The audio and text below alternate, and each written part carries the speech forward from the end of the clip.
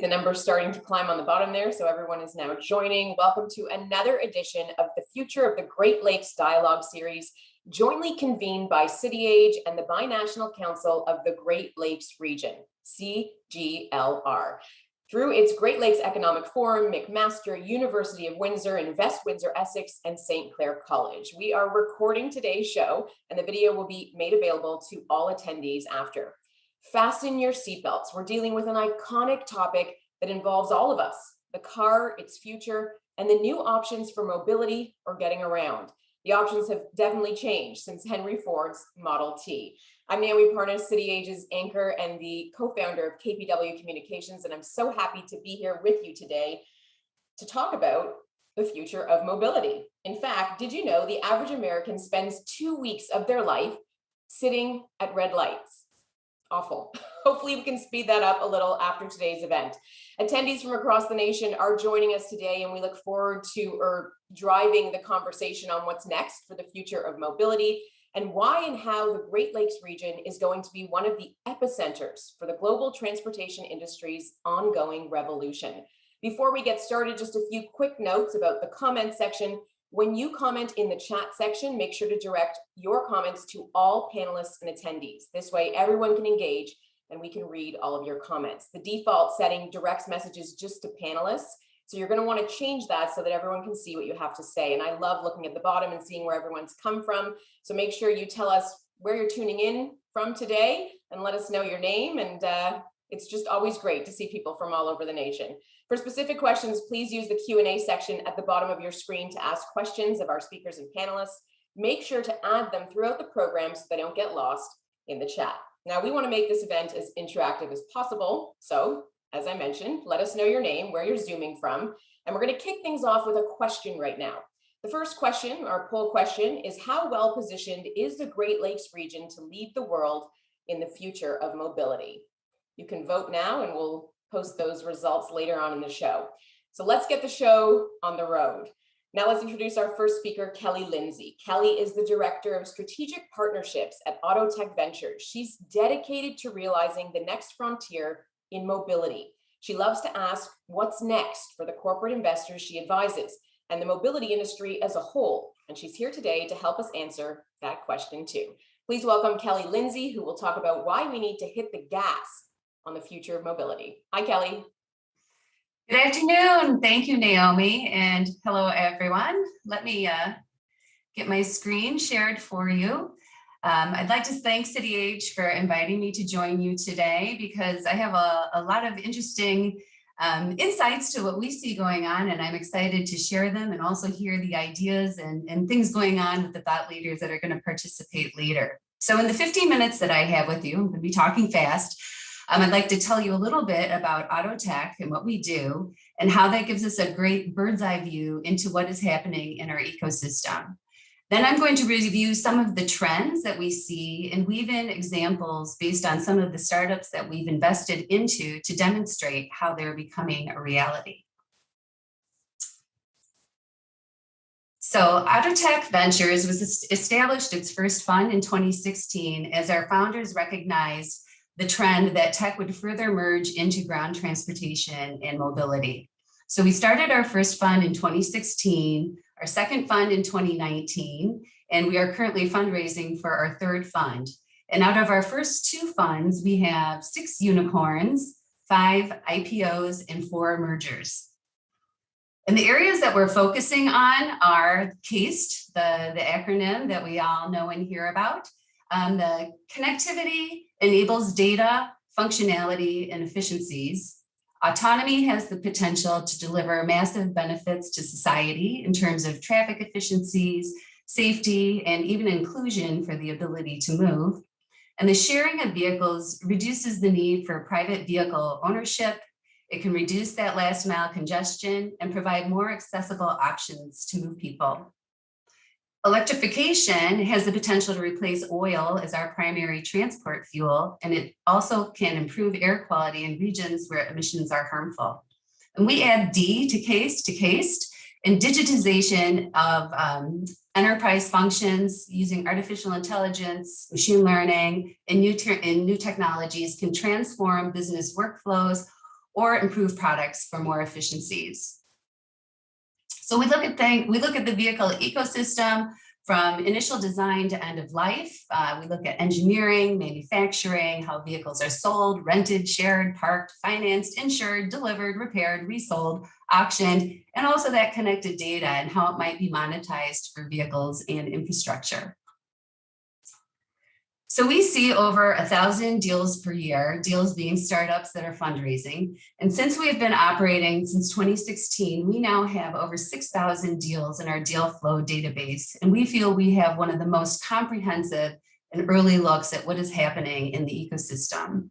So while our deal makers are investing to deliver their fantastic track record of return on investment for our venture funds, our strategic partnerships team, which is the team that I sit on, we work with the leadership and strategy teams of our corporate investors to identify startups that fit their strategic goals to either grow or stay relevant. So, I'd like to put the shout out to everybody here that, even if a startup isn't a startup that we invest into, if you send it to us and it goes into our deal flow database, it gets exposed to a lot of corporate investors as well. So now that you know who we are and what we see, I'm going to go over some trends in the area of the most dynamic startup activity today and use some examples of startups and their business models to demonstrate how they're becoming a reality. So let's talk about life after the duopoly of Lyft and Uber. We're seeing some slight changes in the model that reflect nuances around different geographies, different types of ways of moving around, different niches and passengers, and also how they're interacting with municipalities and using technology. So shared mobility services are also what we call marketplaces. So they're the platforms that connect passengers with service providers. So the first one, BusUp, is a mobility service provider that specializes in flexible commuting services. So with more than 5 years of existence, BusUp is already a global company that is currently fully operational in the US, Europe, and Latin America for large corporations such as Accenture, Roche, Siemens, Cognizant, and Nestle. Its technology and business model has disrupted a very traditional and low digitized sector, bringing efficiency and convenience to all of its stakeholders, the passengers, the clients, the operators, and even public administration. Now, Marti is about geography. Marti is the leading shared micromobility provider in Turkey. And until very recently, shared scooter businesses have been regulated at the local municipality level, making it difficult for the business to scale. So in December of 2020, the Turkish parliament approved a micromobility law to regulate the scooter sharing. So now Marti is expected to be the first micromobility company in Turkey to receive a national license. Now, Vio is unique because they provide custom designed micromobility fleets. So it can be a variety of micromobility ways to move around. And they sign semi-exclusive and exclusive contracts with communities like large universities, first and second tier cities, tourism cities that are seeking micromobility partners to deploy shared micromobility services. They're currently operating in New York and Santa Monica, which are two of the largest municipal markets. Now, Bus.com uses technology to transport the private long-distance group transportation industry. So over the past 3 years, Bus.com has moved hundreds of thousands of passengers on long-distance bus trips in every state and province in the United States and Canada. And clients for their group travel include Coachella, Uber, Nike, and the NBA. Now, a little bit differently on the connectivity and data side, Hayden AI has developed an artificial intelligence-powered data collection platform for smart and safe cities to make traffic flow faster and more efficient. So they're helping cities to deploy a vision-based solution with a city's fleet of vehicles that's collecting the real-time data to enforce traffic laws and other data services. And they're currently undergoing pilots in a number of cities, the largest one being New York. So we see research that's predicting that the global parking market could approach $100 billion. And we know that OEMs and tier one suppliers are exploring options for integration of parking data into their head units. And the data for this could be used for competitive intelligence, for city planning, and for management purposes. Now, Spot Hero in our portfolio is the digital parking leader and largest place to buy and sell parking in North America. Millions of drivers use Spot Hero's mobile apps and website to find, book, and access off-street parking in over 7,000 locations across 300 cities.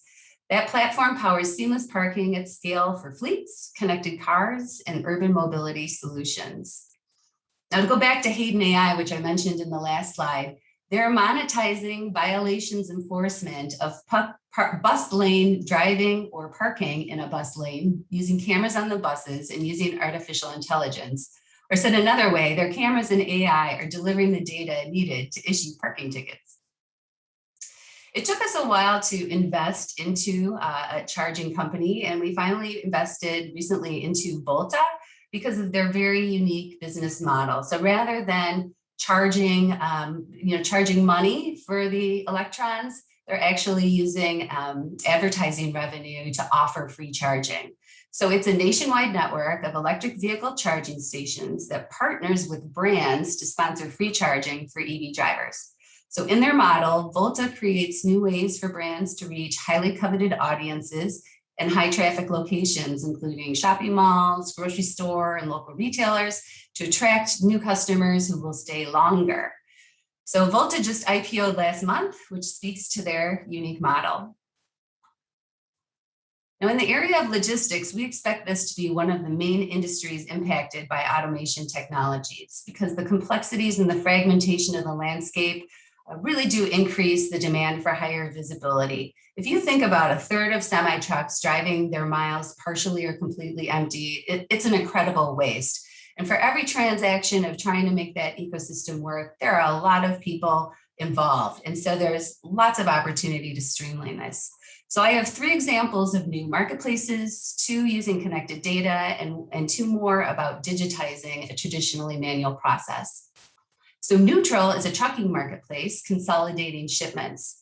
It provides freight carriers an easier way to search for their next job, and it enables the brokers to reduce the calls and emails to more efficiently find their freight carriers.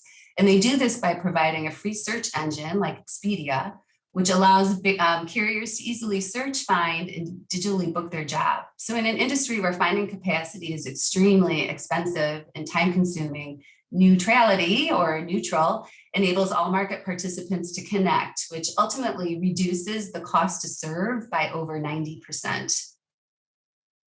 Now, Pickup is a real-time last-mile logistics network that enables consumers to experience same-day delivery of big, heavy, and specialty retail items. So they crowdsource drivers and are able to offer assembly and concierge services. Now, ShipHawk is working to improve delivery efficiencies, especially for smaller businesses that are trying to compete with Amazon. So their software as a service product allows shippers to select the best or cheapest delivery options for each load based on ongoing rates, discounts, shape and weight of the cargo, and any specific business logic or customer requirement.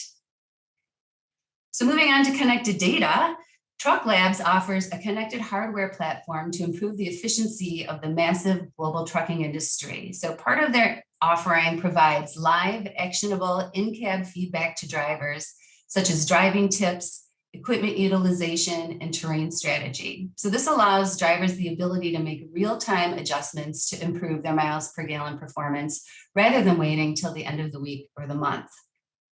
Now, on a higher level, the next company is working with fleets. So HDVI is a great example of a data visualization layer to help with visibility into the data for value. So their tools enable fleets to harness telematics data to decrease insurance costs and increase efficiency while managing compliance and insurance digitally for a more profitable business.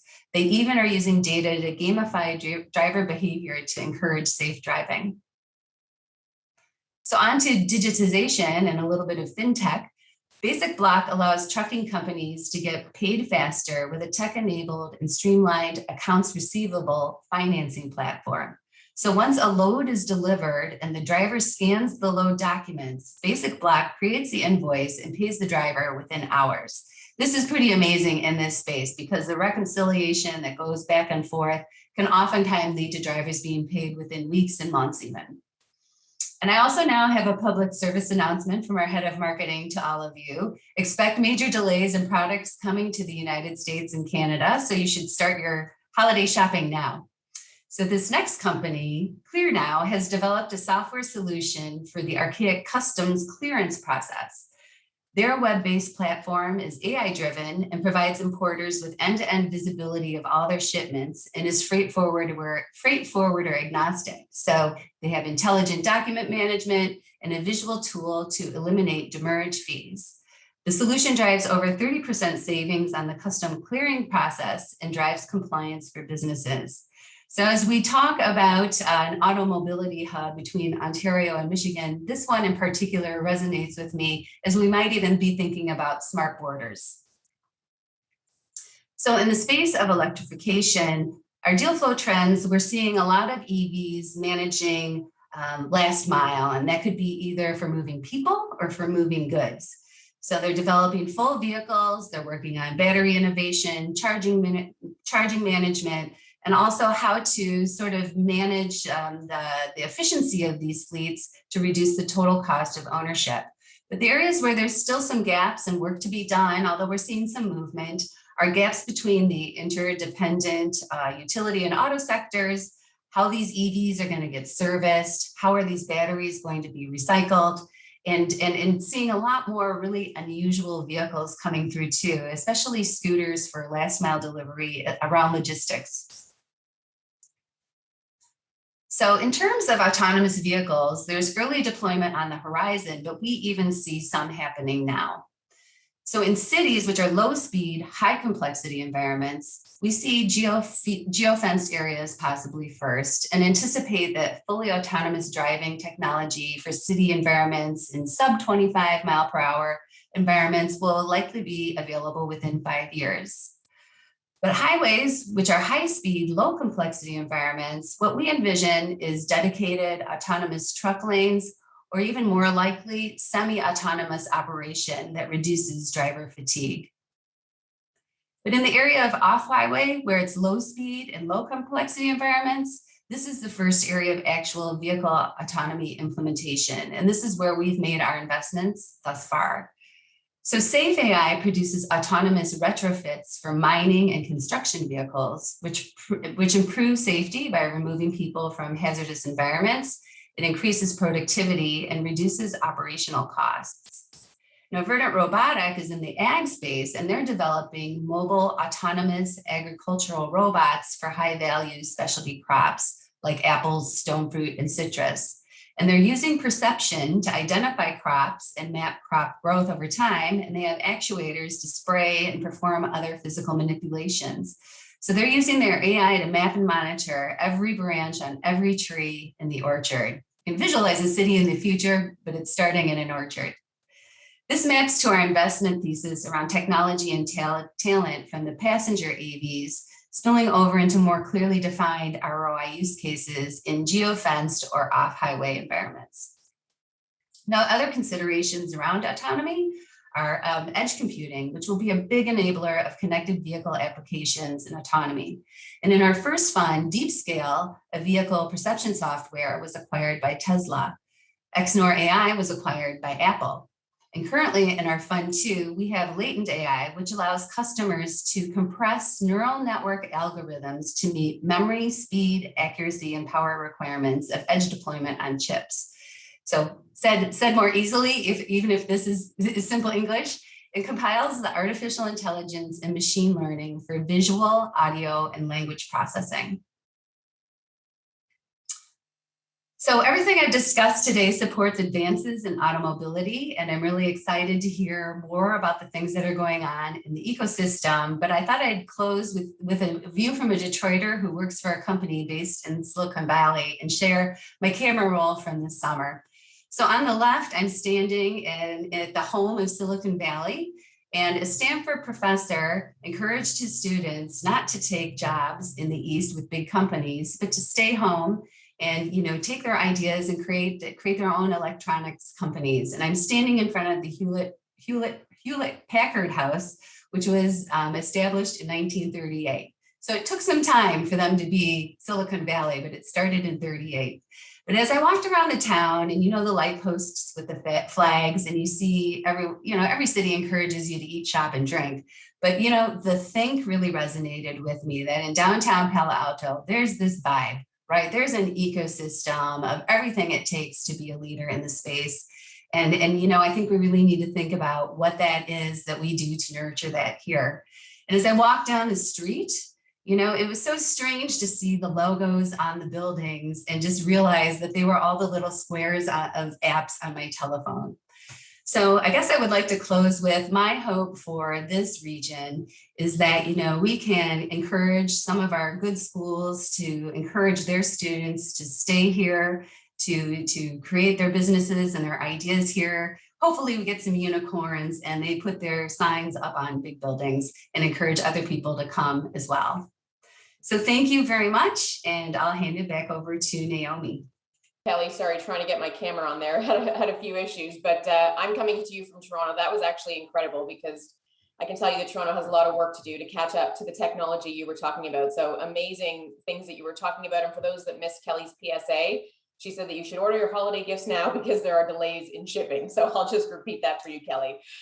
Before we get to our panel, here's the results from our last poll. You can see there 69% saying there's potential, but more work needs to be done. And now let's get to another poll question. The question is, what do you think the Great Lakes region needs to focus on most to build itself as a mobility hub? You can vote, and we'll get to those results after our panel discussion. We're about to start our first panel, how to build a cross-border cluster. Here are our experts who are taking the wheel for the next bit. First, we have Steve McKenzie, President and CEO of Detroit-Windsor-Essex. Steve is responsible for advancing economic development and growing and sustaining prosperity in Southwest Ontario.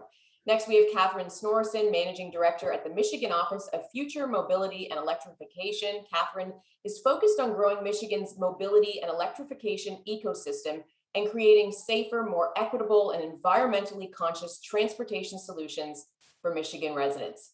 Next up is Dave Adams, President of Global Automakers of Canada. David is a 30-year veteran of the Canadian automotive industry, bringing a unique perspective to the industry as the only person to have had an executive role in both of Canada's leading automotive associations. And Mark Fisher, CEO of the Council of the Great Lakes Region, is our panel chair for today. So please welcome our panel. We're going to hand the keys over to you, Mark. Thanks, Naomi. It's great to be with you again today. And the Council of the Great Lakes Region is certainly looking forward to partnering on this event with CityAge. For those that don't know the Council, we were formally launched in 2013. And principally, we serve as the forum to bring together industry, government, academia, the broader nonprofit sector to really do two things. One is to think more strategically about the Great Lakes as a shared economy, but also how do we work together across borders and sectors to protect the Great Lakes, protect the environment for future generations. And as we think about the region's economy and sectors, I don't think that there's a more important sector right now to talk about than the auto sector, and how do we as a region drive the future of mobility. As Kelly and Naomi indicated, this region is by far probably one of the most important auto clusters in North America, if not the world. And we can thank the Auto Pact of 1965 for that. The pact led to market consolidation, the full-scale integration of operations and supply chains on both sides of the border in the Great Lakes, unifying production, in many cases, engineering and research and development. Today, however, the competitive position of the regional auto manufacturing sector, which is anchored by a number of companies that we will talk about today, Ford Motor Company, General Motors, Toyota, there's so many more, and hundreds of suppliers.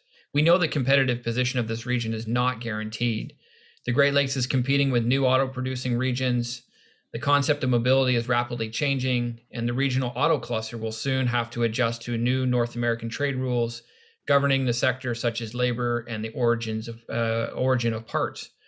To ensure the Great Lakes auto cluster is fully leveraging its auto strengths while positioning itself to be a global leader in defining the future of mobility and driving the design and production of best-in-class mobility solutions and services, we certainly feel at the Council that we need a new public-private sector dialogue to fast-track solutions to the most pressing challenges facing the regional auto cluster and to respond to opportunities. Today is the start of that conversation. And as Naomi indicated, we're so fortunate to have three excellent speakers and experts on this topic: David Adams, Steve McKenzie, and Catherine Snorrison. So I'm going to start the questions with David. So David, the binational Great Lakes Auto Cluster, as I mentioned in my opening remarks, is a massive cluster. It's still the largest in the world, I believe. We often hear from the Detroit Three about the cluster and the future mobility, but we forget that global automakers like Toyota, Honda, Nissan have been part of the Great Lakes auto industry for decades. How do you and your members think about the future of this cluster, and how can we work together to ensure it's driving the future of mobility for decades to come? David, I think we've lost David. So while we work with David's audio, we'll go to Steve McKenzie for the next question as we get David sorted out. So Steve, so when we think about Windsor-Essex and Detroit, which is often referred as the Motor City, these two cities have in many ways been the central hub of the binational Great Lakes auto cluster. How are you working across borders today to leverage the combined industrial, academic, government, and economic strengths in reimagining the future of mobility and attracting a new generation of companies and investors to the area? Thanks very much, Mark. And to Mark's comments and Naomi's comments about the history of the region, I think we had the first cross-border corporation back in 1904 when Henry Ford on the US side and Gordon McGregor on the Canadian side opened up the Walkerville Wagon Works in Walkerville, Windsor, and produced the Model Cs. And the idea was, by opening up the international plant, Ford could access the British Empire. So it was about exposing, about export trades and getting international. And they could build 2 cars at a time, and they built 117 the first year. And a comment that's probably not that useful, but the first export was to Calcutta, India. So we've been at this a long time in our binational region, and certainly built on a strong history of commerce and trade. You mentioned the Auto Pact, then followed by NAFTA, then followed recently by the USMCA and CUSMA, have all given us incredible assets and opportunity. The unique ability to align this more than a century of manufacturing excellence and automotive supply really puts us on a really firm footing for what's to come, the transition to come. And the question, there's a couple parts to your question, but certainly cross-border, what are we doing? I'll mention a couple things. I think Catherine's going to mention some things, and Mona and our educational folks. But we have developed a binational forum on academic and economic development excellence to identify opportunities within academic fields, research fields, and business.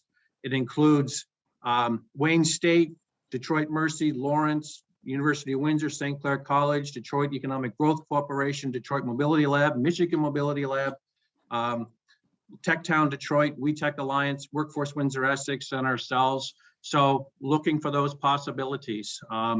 Again, I'm very proud of the fact that Windsor, Detroit, and Ann Arbor were selected a couple of years ago by the World Economic Forum to run a pilot project for a seamless integrated mobility system. There were 13 applications from 10 countries to receive the support for this pilot. And we won it because of our unique situation, our unique binational situation, and the fact that we move both people and goods. So it was a terrific opportunity to start studying that, and that is ongoing. That led our federal organization in Innovation, Science, and Economic Development to award us with a contract to start studying smart corridor feasibility between Windsor, Detroit, Canada, US. So there's a few other ones, but it's certainly the opportunity is incredible. When you compile the assets, it's incredible. When you talk about the workforce and skills challenges, I like to comment 2 different areas. One is there's the gray tsunami work going through our workforce, especially in the trades, where a lot of folks will be retiring out and need to be replaced, and that's in some of the traditional jobs. But then also, what are the new skills and what are the new technologies that are going to be required as we evolve into the CASE and and the digital industries that Kelly so wonderfully presented there. And we have to start thinking differently. Industrial and commercial designers, chemists, right, for battery technology, electrical engineers, material scientists, controls, software, cybersecurity. So incredible opportunity, a lot of work to do, but incredible opportunity. And the cross-border talent, can we do a better job? I guess you can always do better, but it's quite extraordinary now. We have, in non-COVID times, which I hope we're getting back to soon, we have 6,500 folks from this side of the border that travel to the US every day to go to work. It's a daily commute, and about 600 that come back this way. So it's an incredible opportunity. And now speaking as for our FDI side, when we are out presenting internationally, we present the whole ecosystem, the whole binational ecosystem and assets, because they are truly available to our prospects. So we can pitch all of the wonderful post-secondary institutions on both sides. We can pitch that workforce and the opportunity to access it. Workforce is going to be a challenge, and when you draw that radius and ignore the federal border, incredible amount of tech workers and workforce. So it makes it really attractive. And so we will certainly be working with our partners to continue that growth, to continue that promotion, and to bring investment into the binational region, which benefits everybody. So thank you, Mark, for that question. Yeah, that's great, Steve. Thank you for those highlights, those insights, and more importantly, just thank you for the work that you do day in and day out to really promote this binational corridor, Windsor, Detroit. There's so much going on here and so much more that can be done here, and really appreciate your leadership in that regard.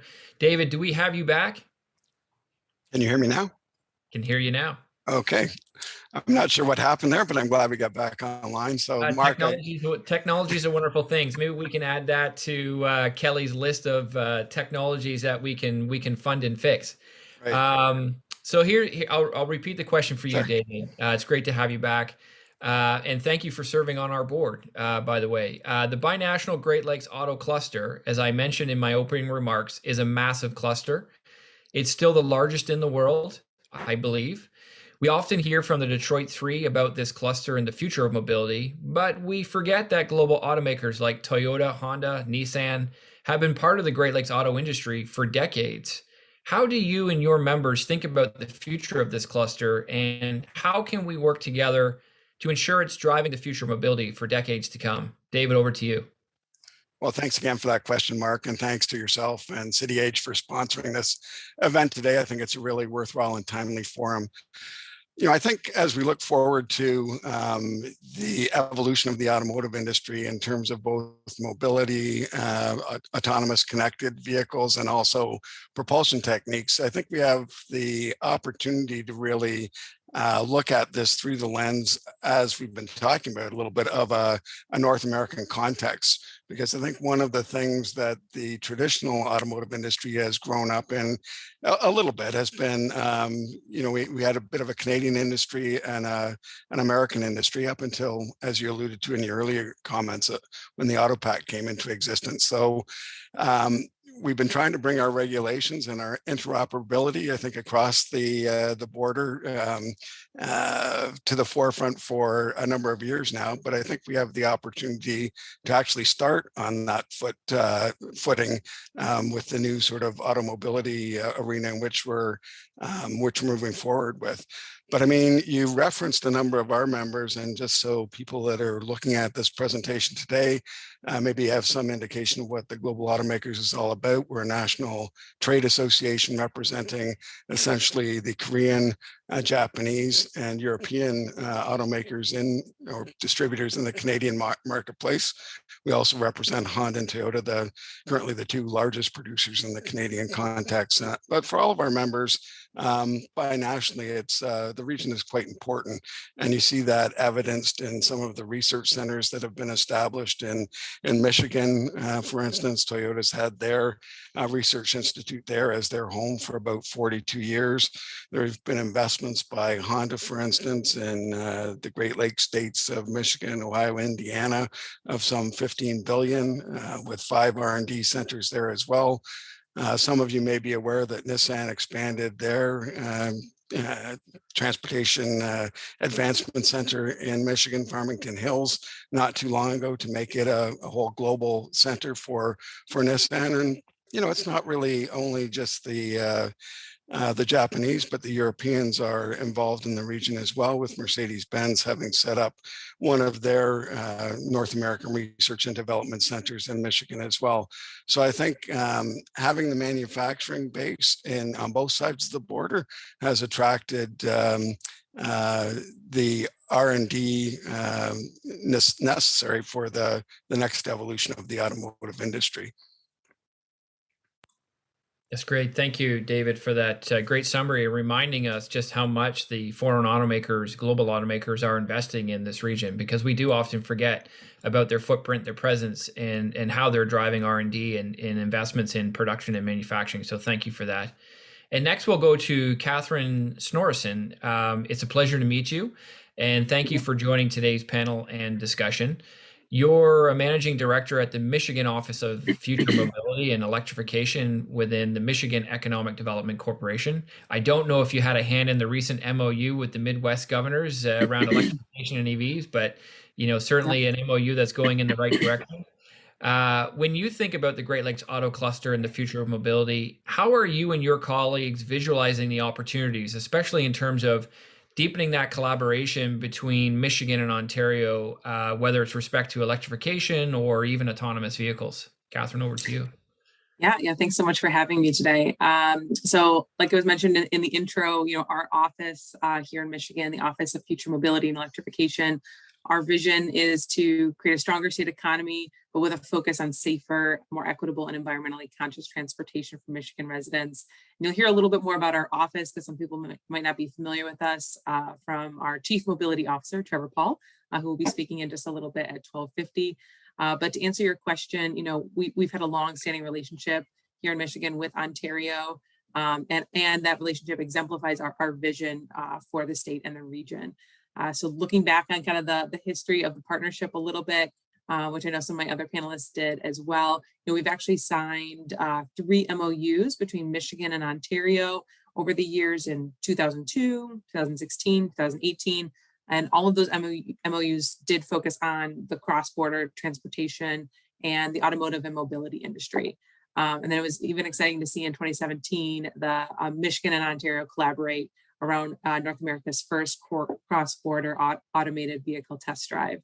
And then most recently, to add to the lineup of collaborations between the regions, the state of Michigan, MDOT, and our office worked with Ontario's Autonomous Vehicle Innovation Network, AVIN, and you'll hear from Mona, I know, in a little bit as well. We worked with AVIN and others in Ontario on a cross-border MOU and RFP. So that partnership was announced in a press release back in August, on August 18th. So I can post that press release here. But the goal of that specific MOU and RFP was ultimately to build an international cross-border mobility testbed to spur technology innovation and transportation solutions across all modes of mobility, land, air, and water. I saw a few comments in the chat about, what mobility means and where it's at, but it's not just the road space that we're looking at here. It is the land, air, and water. So that RFP did close back on September 13th. So the team is reviewing submitted proposals. Hopefully we'll hear about some of those soon on who received that. And like I said, you'll hear from Mona later today as well. But I'm glad you mentioned the different governors in the Midwest. In that MOU that was signed, I did want to highlight 2 more projects that our office focused on, that had a focus on collaboration, that public-private partnership piece, but also focus on innovation for the Great Lakes region. The first one is the Lake Michigan EV Circuit that was announced back on September 22nd. So this is really to tie together Michigan's coastal cities and rural communities think about state and national parks, tourism attractions, into a larger EV network for charging stations that can be strategically placed to meet, some of that summer utilization and winter weather battery performance challenges. So that's a great regional effort as you look at the Great Lakes region. And then the other one that you mentioned, the governors from Michigan, Illinois, Indiana, Minnesota, and Wisconsin announced a collaboration among the Midwest states signing the Regional Electric Vehicle for the Midwest MOU. And the focus of that was to basically have those states come together, further EV adoption and vehicle electrification, and then competitively position the Great Lakes region for upcoming federal funding opportunities. So there's a lot going on, lots to talk about, but I'll leave it there. Yeah, that's great. I think we could just do a whole other discussion on those agreements and test beds and MOUs. That's fantastic, Catherine. Absolutely. Are there cross-border issues that your test bed in Michigan and your collaborations with Ontario are trying to address? You've talked about, cross-border connectivity, particularly across that international border, those state borders, policy, regulatory alignment. How can companies based in Michigan connect and take advantage of this test bed and deploy, I think, the capabilities that you're creating? So are there specific issues you're trying to focus on? How do companies in Michigan and Ontario further afar perhaps connect into this test bed that you've launched? Yeah, absolutely. So the test bed's not in place yet, but the objective of the MOU and that specific RFP that was recently announced is to do exactly that. So identify the challenges for both people and goods related to different types of border crossings, again, looking at land, air, and water, and how those mobility technologies can offer solutions. So that is one aspect that we're looking to learn a little bit more about those specific challenges from the companies who submitted proposals, and then identify benefits around in three main pillars: economic benefit, social and environmental benefits that can increase the collaboration in mobility technologies between the two regions.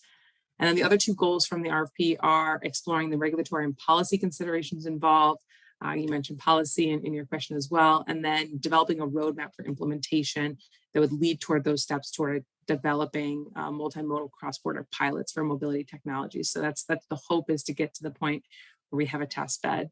But just to throw a few stats at you, some things we already know, and obviously we'll learn more from once this project is underway. But just looking at 1 year for 2020, the two-way goods between Michigan and Ontario was valued at $44.8 billion. And the state and province are each other's top export customers. So this trade relationship, really supports thousands of jobs on both sides of the border. And then combined, Ontario and Michigan are responsible for 22% of North America's automotive output. And the state and province share a highly integrated automotive supply chain, with, as you see, vehicle parts crossing the border several times before they even roll off the assembly line for a finished vehicle. And then even beyond automotive, many companies operate on both sides of the border. If you think about engineering expertise or technology innovation, you will see that crossing both sides of the border. But to the second point of your question around, how can companies already take advantage of opportunities here in the region? While this international test bed isn't established yet, that's the hope. We do have a program today to help companies who are looking to test and deploy in Michigan. That program is called the Michigan Mobility Funding Platform, and I'll also post a link in the chat for that as well. And it actually has two different grants available for companies today. So one side is for test sites. So if you want to test at a test site that's already established in Michigan, we have them listed out on our website. There is a grant for gap funding for that. And then if you're looking to deploy in a real world setting, outside of a test site, there's also a program for that as well. So we ran that program from 2018 to 2020, and then relaunched it in 2021. So we just announced the first round of grants in 2021. Governor Whitmer made that announcement around those 5 companies back on September 15th. And funding for those companies really went focused on 3 main pillars here for the state: sustainability, equitable transportation, and multimodal. I don't know if I have time today to get into those, but I'll also include the press release on the 5 companies that received grants from that first round.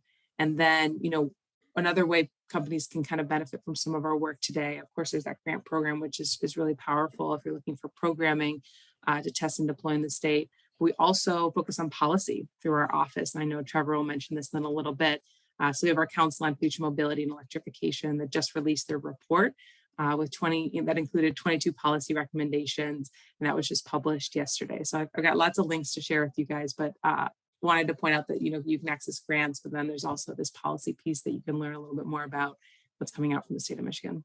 That's great. Thanks, Catherine. I know that we're on the knife's edge when it comes to time, but I know that Steve wanted to jump in very quickly just to make a comment on the test bed. Steve, if you want to do that before I offer some closing reflections.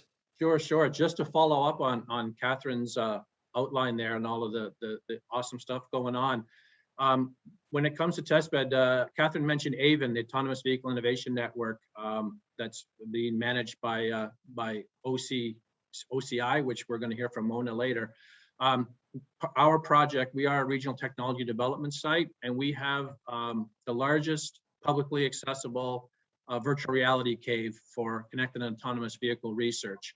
And so while they're setting up the test beds, we actually have some virtual test beds. We have, for example, M-City is scanned and virtually available in our immersive cave. And we've just recently completed a scan of the Windsor-Detroit tunnel, accurate to within 1/4 of an inch. So we'll be rolling that out, and different companies will be testing, for example, communication platforms and connectivity and things like that. So while we set up the test beds, which are crucially important, and I think create a wonderful opportunity on both sides, there is this virtual test beds and capability. And if anybody's interested, they can certainly contact me and we'll put them in touch with our innovation team up there. Thank you. That's great. Thanks, Steve. And I want to thank Catherine and David as well for a fantastic conversation. I'm sure this will be the start of many. As I mentioned off the top, the Council of the Great Lakes Region, our Great Lakes Economic Forum, is really where business comes together with government, academia, the nonprofit sector to reimagine and build the region's economic future and its competitiveness and sustainability. This is just the start of a conversation about how do we reposition the Great Lakes Auto Cluster for long-term success. And I hope everyone will join the council and help us rebuild this auto sector conversation and move it forward. Thank you, everyone. Nomi, over to you. Yeah, thanks, Mark. Thank you to everyone. Some really interesting stuff happening in the chat too. A lot of networking and a really interesting discussion there. So that's great. Keep talking and keep asking your questions in the Q&A section. And I want to just get to the poll results from our last poll question. As you can see there, 44% saying collaborations between big auto and tech startups. That's what they voted for there. We're going to get to our third poll question now. What is the biggest challenge facing the Great Lakes mobility industry? You can vote and we'll get to those results after. Trevor Paul is coming up next, bringing us up to speed with what's happening in Michigan. He's the state's Chief Mobility Officer and leads the Office of Future Mobility and Electrification. Please welcome Trevor. All right. Well, good afternoon, everybody. I actually, I feel like I'm playing both sides of the border here a little bit because my family actually has a cottage in Ontario, a place called Grand Bend, which I love. It's been in my family since the 60s. And so I actually am about to go up there. So it's kind of cool to be having this conversation. Okay, so I'm going to share my slides here. You should be able to see it. Perfect. Okay, and one moment. Okay, we're good. We got it. So I wish we were all in person, but I'm actually coming to you from a really cool spot in Detroit. It's the original sort of Cadillac car dealership that was vacant for a lot of years, but now it's a co-working space. And it's actually across the street from where the Corvette was designed and the first prototypes were created. And it's across the street from the original General Motors headquarters. So there's a lot of history here. And it's really cool to see all these vacant buildings find a second life, all that history being restored. But let's get to the here and now.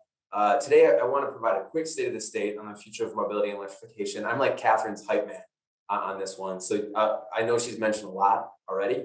So I'll touch on the things I think she mentioned, and then maybe some things that she didn't have time to, I can fill in the gaps. So where to begin? I would say with the definitions of mobility and electrification. These words, mobility and electrification, appear in our headlines more and more every day. And after all, Michigan's mobility industry now supports 1 in every 5 jobs in our state, which makes us the densest mobility cluster in North America. And I think you can add in the Windsor area as well to that cluster.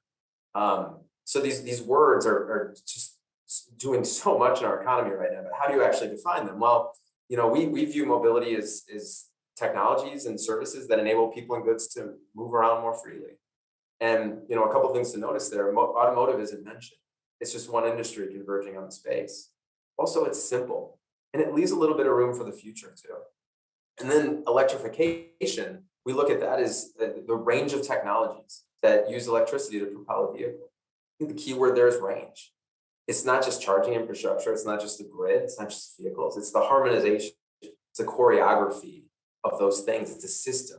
It's a systems-based approach. And that's how we try to think about it in Michigan. And so I thought it'd be good to actually begin in the future, you know, because it could be a big decade for the future of mobility.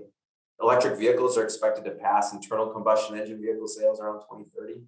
Level 2 or partially autonomous vehicles are expected to make up almost 50% of new vehicle production by 2031. So you'll likely still drive your car, but there's a good chance it'll park itself, navigate a construction zone by itself, or take long highway trips by itself. This sounds cool. All of this sounds cool, but it won't happen at scale without public-private partnerships, without departments of transportation working together, investing, partnering on policy to develop smarter, safer, greener infrastructure. And that's why we view our partnership in Ontario is so important. You know, the truth is, like, what we do in the next decade will probably determine how we move around our people and our goods for the next 50 years. But what could that actually look like? So imagine we're in the year 2071. First of all, I still think people will still drive, but not as much because it's going to be expensive, less safe, and inefficient.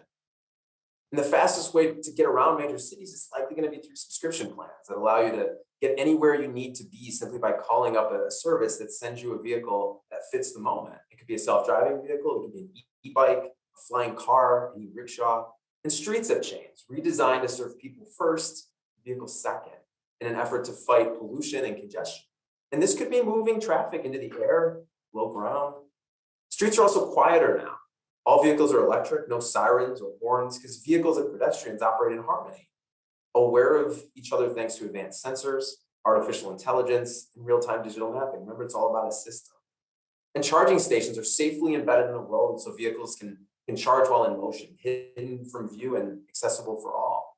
And the thing is, all of what I just shared with you is already in development somewhere in the world. And with bold, clever action and a 50-year head start, many of these technologies can scale in a way that could change the world and create a safer, greener, more equitable future. And in Detroit's case, Windsor's case, it'd still be easier than our first act, which was putting the world on wheels. And so today, I want to talk about three things quickly. The first is our state's approach towards the future of mobility and electrification. The second is how the industry is evolving and how Michigan is navigating these changes. And the third is just about partnership, good customer service, and some examples, which I think Catherine already covered, and I'll fill in some gaps. But let's start with Michigan's approach. So we believe in this vision that's rooted in this idea that a strong, vibrant economy can be achieved through safer, more equitable, environmentally conscious transportation for all peoples. So industry growth and community vitality are not competing. They're actually, they need each other to create the places in the economies that we all want to be a part of. And baked in that vision is really 6 core objectives. The first is, you know, we want to expand the mobility and EV industry. We want to create jobs in it because that creates opportunity. Next, we want to lead the world in mobility and electrification R&D. And we only do that by being a good partner. You know, the truth is, Michigan has averaged 1 automotive patent per day over the last 50 years. And that's allowed us to see more than $10 billion spent on transportation R&D annually, which is about 75% of the US total. But the content of the car is changing.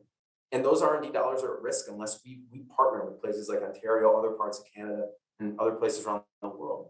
Third, we want to grow Michigan's smart and connected infrastructure. In the last decade, we've seen 10,000 fatal car crashes. 94% have been because of human error. So the sooner we get new technologies on the road, the more lives we're going to see. Fourth, we want to continue accelerating EV adoption. This means growing partnerships that focus on fleet transition, the building of charging infrastructure, the supply chain growth and innovation continuing. And we want to choreograph all of that with state, national, and global climate goals. And fifth, we want to further enable Michigan's mobility and electrification workforce. Right now, we're home to the most engineers per capita in the US, but that's great, but that's not good enough. We need to keep acting as if we're chasing our first assembly line. And this is important because nationally, the mobility industry is going to need about 45,000 new people with computer-related engineering skills in that same time period. Michigan is going to need about 12,000 of those to retain its pole position as a global mobility leader, given all the new technologies that are entering into the industry. And then finally, we focus on bolstering Michigan's manufacturing core, committed to aiding global factories deploy the latest manufacturing technologies. And in fact, Michigan leads the nation in the number of industrial robots deployed. I think this, we don't compete with Silicon Valley, Boston, or Austin. We think, where their software prowess, or I should say, where our hardware prowess leaves off, I'm completely messing that up. I had it in my head. Where our software prowess leaves off, our hardware prowess picks up. We can be a great partner. They provide the software, we provide the hardware. So the next topic I'd like to cover is industry. Over the last decade, we've seen new technologies disrupt the auto industry. And this disruption is shifting profit pools and creating new winners and losers along all transportation supply chains. And if you look at the bar chart on the left, you'll see how the relationship between emerging and classic profit pools is expected to play out over the next 15 years. Profits from vehicles and components with new electrified, autonomous, connected, and shared technologies will see exponential growth from now until 2035. And you see the chart on the right, software will represent more than 50% of the value of a vehicle by 2030. And these trends are already impacting global supply chains. So traditional automakers are making parts in-house again, like e-axles, to claim greater share of value. Startups are challenging century-old companies, and we're seeing tier one suppliers move back in the supply chain to sell things like batteries and electronics, as tier two suppliers are skipping over their tier one customers who work directly with the automakers. Yet, despite this disruption, Michigan has experienced a consistent drumbeat of new investment during this time from companies that need customer proximity, reliable manufacturing expertise as the industry changes, to the tune of over $41 billion in new automaker and supplier investment and 90,000 new jobs between 2010 and 2019. And you can see some of these companies on the screen. It's created a rich and diverse mobility ecosystem. In fact, 96 of the top 100 global automotive suppliers have a presence in Michigan. And as far as the EV supply chain, Michigan has over 200 EV component suppliers, and we expect this to grow. And as Canada grows its supply chain, its electric vehicle supply chain, we benefit. We totally benefit off each other's growth. And as we think about the future of electric vehicles in this decade, Michigan's expected to produce over half of the Detroit 3's North American EVs over the next 7 years. And that's caused our assembly plants to lead the nation in the transition to battery electric, re-equipping those factories. And I think there's a national standard, a national best practice conversation to be had. We want to be a good partner. We want to help states and provinces prepare and transition. We don't want to see job loss. Rising tide raises all boats. And so the final thing I'd like to talk to you about today is state partnership. And really, there's a couple of ways that we've breaking it down here of late. We focus on partnerships that focus on like smarter vehicles and then electric vehicles. But let's start with smarter vehicles. Catherine's already talked to you about the Michigan Mobility Funding Platform, so I will not spend too much time on that. But I don't know if she mentioned that we're building the road of the future here in Detroit, a 40-mile or 64-kilometer stretch of road that will be a self-driving vehicle. And this isn't just tech for tech's sake. I mean, this will help improve our transit systems, help improve freight logistics along this corridor. It'll be between downtown Detroit and Ann Arbor. And it'll combine cool digital infrastructure, physical infrastructure, operational infrastructure across 40 plus communities. Things like smart curves, smart lane markings, reinventing the intersection. That will happen along this corridor. And we've already talked at length about, the other corridor, our international borders. We're talking about sort of smarter technology and working together to find those solutions, but also near the border to enhance at least what's available on the Michigan side. We've begun to deploy, along with Wayne County, a drone pilot. We're actually trying to write these traffic laws, drone traffic laws in the sky in Wayne County. So as a commercial drone flies over a different community in real time, they'll know if they're abiding by the law. And then the other thing that we just did, that we launched the nation's first smart parking lab. So in the US, for every car, there's 8 parking spots. And the act of parking actually causes 30% of emissions and pollution in cities. That's crazy. And the car's only in motion 5% of the time. The other 95% is stationary. There's so much you can do with the car when it's just sitting there, whether it's running diagnostics on cybersecurity, wireless charging. And so this lab will focus on that, plus just trying to reinvent the traffic, the parking garage, the parking spot. I think if we can do that, it can truly impact the world. And so we're focused on all these different aspects of mobility that aren't just about movement and aren't just about vehicle design, but everything around that. And then finally, I want to get into electric vehicles. And frankly, Catherine's covered a lot of this stuff. We're trying to create the new American road trip. So, eco-friendly resorts have been around since, I don't know, the 1980s. But what about the way there? What about the way to the eco-friendly resort? Could we make that clear? And so that's the goal here, to create the eco-friendly road trip. And we'll start on Lake Michigan, but ideally we'd like to make it a loop, or all over the Great Lakes, you have an EV circuit, a clean way to travel, to experience this wonderful part of the world. We've also announced a Michigan Electric Vehicle Jobs Academy, to make sure that we're working with industry and universities and community colleges in real time to understand what the jobs, skill sets of the future are, and then design curriculum together that helps demystify, how to get into this industry, this sector. Because I think a lot of people that are working on internal combustion engine parts and technologies, it's not clear how to make that jump. We want to make that jump less mysterious. And then we just, as Catherine alluded to, we announced our council report yesterday, which has an exhaustive list of policy recommendations that we've made for the governor and legislature. And we think some of these state policies can be first of their kind in the country and potentially replicated, potentially something that can be talked about in DC. We don't think state policy is too small for the future of mobility. I think it starts there. And frankly, the state that's most prepared is the state that's going to benefit from, whether it's the infrastructure bill getting passed or, other things that are happening globally. And then finally, I'm not sure if Catherine talked about this, but we are rolling out the first dynamic wireless charging corridor in the country, a test bed, where vehicles can actually charge while in motion. The road charges the vehicle through embedded coils. Equipped vehicles such as delivery vans, transit will be able to use this.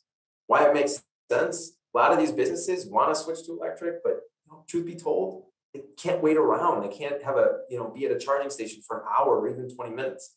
So if we can begin to paint the future as one where the road safely charges the vehicle, that changes the game for some of these small businesses and some of these transit routes. And again, it goes back to the harmony, the choreography. Like, it's not just about charging. It's not just about workforce. It's not just about policy. It's not just about innovation. It's about all of those things. And so with that, guys, that's all I have. And I think I'm out of time anyway. The future's bright. And the future isn't just something tomorrow's leaders are going to walk into. It's something that today's leaders create. And that's only done through public-private partnerships and working with Canada, working with other states. And then that's what we're committed to doing. So back to you, Naomi. Thanks, Trevor, and really timely conversation, because we can finally work together for real now that the U.S. has decided to reopen the border. So that'll make it a little bit easier in terms of driving across. But thank you so much for that. And again, just an incredible conversation that we're having here today. I want to go back to the last poll question. Actually, very interesting. The question was, what is the biggest challenge facing the Great Lakes mobility industry? And you can see the answers there are pretty close. Lack of funding and attracting tech innovators.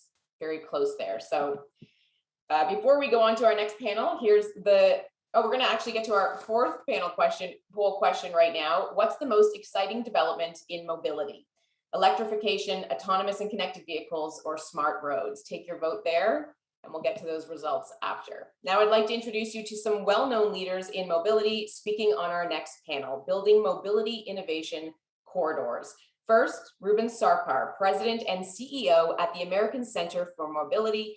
He's had a hand in every basket with a deep background in mobility startups as well as corporate and government roles. In particular, he worked for the U.S. Department of Energy, where he established their focus on mobility systems. Next, Ken Albright, advisor in strategy, stakeholder relations, and public affairs at McMaster University. He currently advises the McMaster Institute for Transportation and Logistics. He wears many hats in public sector leadership, economic development, and business strategy.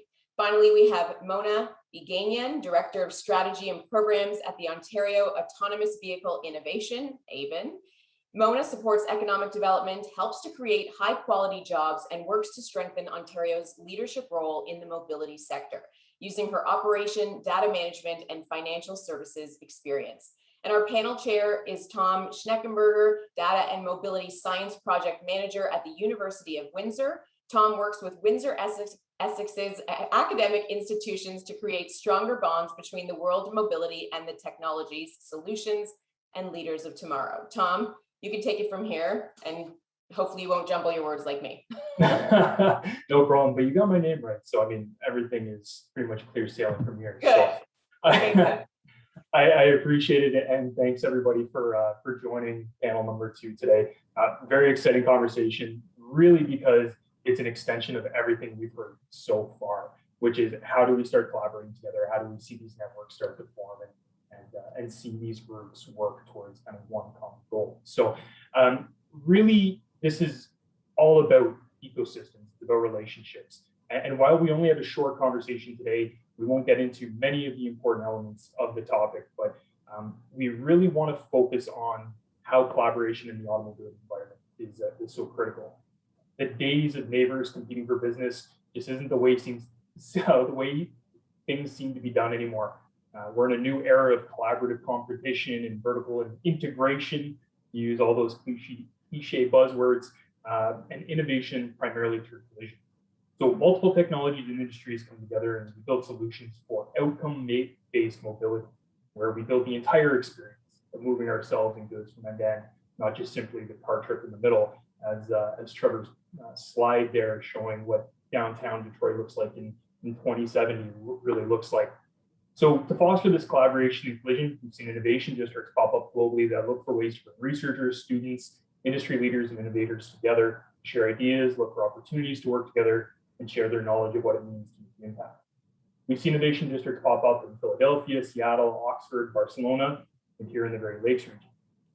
Each has a specialty lens for what groups they bring together, whether health tech, fintech, or just tech, and they all share a promise of economic, social, and urban revitalization.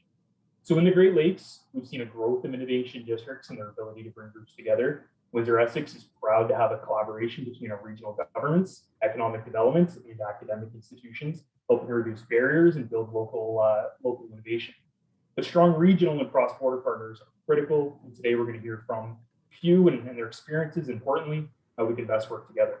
So I appreciate all of our panelists being here, and I'm going to actually start with Mona. Mona, I've been part of the AVEN network as a regional test development site here in Windsor-Essex. It's been a really fun program. We've seen all of the groups come together, but I don't think everybody may not have a large kind of overview of what AVEN is. So could you give us a background on kind of how it started and kind of the role you guys see as the AVEN group? Absolutely. So first of all, thank you so much for having me today. So I'm really happy to speak to you Ontario's perspective on this because we've done it and we've done it very well. So it's always wonderful to share those lessons learned. So we all know that the auto sector is changing very rapidly. In any jurisdiction like Ontario, so we have rich clusters of automotive manufacturing, technology, entrepreneurship, innovation.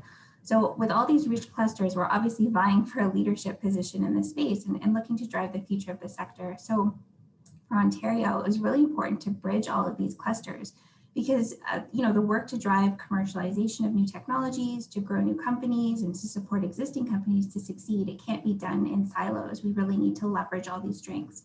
So through AVEN, or the Autonomous Vehicle Innovation Network, we've created this coordinated approach that basically leverages our strengths, our regional strengths, our entrepreneurs, our innovators, specifically our industry and the public sector. So bringing all these actors together to ensure that we're doing it all together. It's kind of an all Ontario, all in approach. So that's kind of the background there. And I might add, so I saw some comments in the chat there regarding, fossil fuels and a focus on fossil fuels.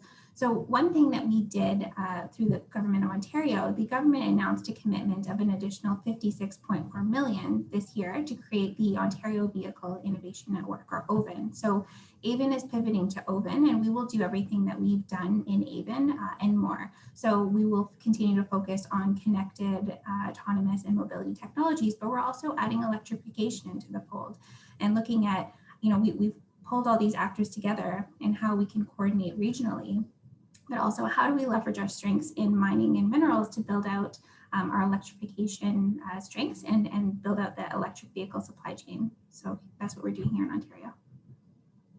Thanks, Mona. And yeah, the supply chain is such a critical factor to all of this, like the elements that go into building battery packs and the future of electrification in a scalable way. So, Reuben, the same question is going to go to you. I've been a fan of ACM for quite a long time and watching everything going on over there. Can you tell us a little bit more about how ACM got started and kind of the role you play in Michigan right now? Yeah, sure, Tom.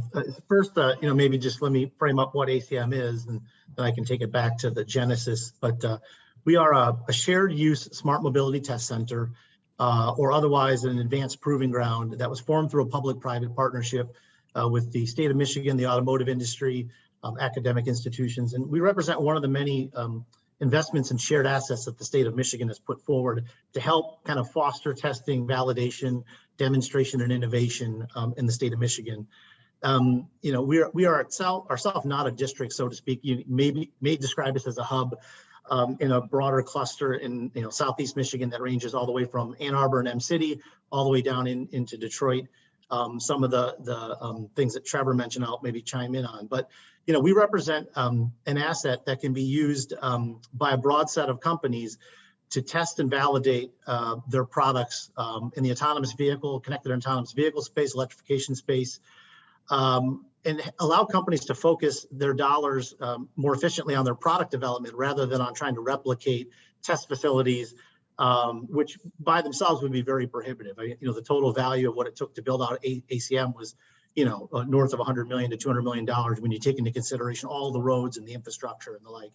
And so, the value of what ACM provides to the state of Michigan is the use of this shared asset by companies both inside the state and as a draw to companies outside of the state to come to Michigan and take advantage of these test beds that they don't have to then create themselves. And what you hear a lot of people talk about is the need for capital efficiency and collaboration. I think you mentioned something to that effect, but a lot of companies are realizing it takes a long time to develop some of these technologies and they got to be efficient with their resources. So that just increases the importance of taking advantage of these test beds. And then you can kind of fit us into a broader innovation corridor that spans from Em City through ACM all the way down into the Detroit Smart Parking Lab, and connecting all of those, is the MDOT Avenue corridor in terms of just, running from Ann Arbor to Detroit. And we play a role also in the Avenue corridor as well as in the Detroit Smart Parking Lab. We operate that lab as kind of a satellite test facility for ACM. So, we are a hub is in a much broader network of investments that the state has made. And we think that the value of that is it really is a place that people can come and test and focus on developing their products rather than focusing on developing all of the other related infrastructure. Yeah, that's phenomenal work. I can't wait to cross the border over and see ACM and all the companies that are testing the next generation of automobility tech over there. And Ken, coming from university myself, the role of universities coming into this space is increasingly more important. I'd love to hear more about the good work that McMaster is doing and the highlight. Sure, thanks. So I guess maybe just kind of back up. The McMaster is part of kind of one of the, I guess represents one of the kind of 6 regional technology development sites out of Oven, or Haven. Oven will be, we'll talk later. And our focus is mainly on multimodal integration, integrated mobility, which includes smart mobility. And we're not just roads, we're the things that fly and things that float, and things that go on rails. And so we're part of, say, the kind of a regional technology development site, which includes, it's mainly at McMaster Innovation Park. There's a group there called Innovation Factory, and out of that is Center for Integrated Transportation or Integrated Transportation Mobility. And so McMaster and Mohawk College and the city of Hamilton, which has a smart kind of is involved in both smart mobility and smart cities. So there's a number of different pieces, I guess, to the puzzle. If you kind of counted all of them, it's in the hundreds of people kind of involved in it.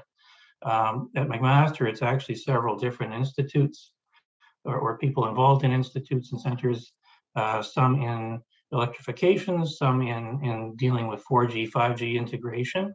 There are 2 sites in and around the Hamilton area, one at MIP and one at an office park that allows us to look at smart mobility issues and integration of vehicles with roads and say the Internet of Things. That's probably it in a kind of a nutshell. I'm part of the at McMaster, the Institute for Transportation and Logistics, which is kind of both policy and kind of practical things looking forward on technology movements, electrification, and other things. But also includes people doing things as far-reaching as we have an Institute for Research in Aging, for example, and as well as there's a McMaster Automotive Research or Resource Center. There's the Mac Auto and another number of others that are involved in this. So it's quite a broad piece, and it's not just McMaster. It's just kind of representing a hub of industry and kind of connects with other universities as well. That's beautiful. So Ken, maybe as a follow-up, like, what have you seen come out of all of those various groups, each having a piece of the pie? Like, what's been important to that conversation? Do they all kind of sit under a common banner? Are they all working towards kind of the same goal? What's the structure been like that?